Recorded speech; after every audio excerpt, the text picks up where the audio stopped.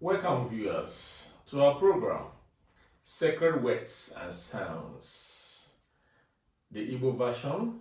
Today, we bring you Aboma, nke si na ọka nke isii n'emume Easter, nke si Onyenweanyi emela ka mba niile hụ ike nzoputa ya.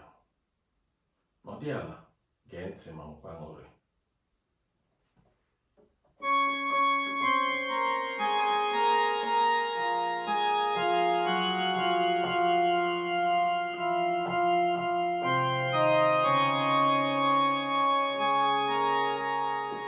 Onyenweanyi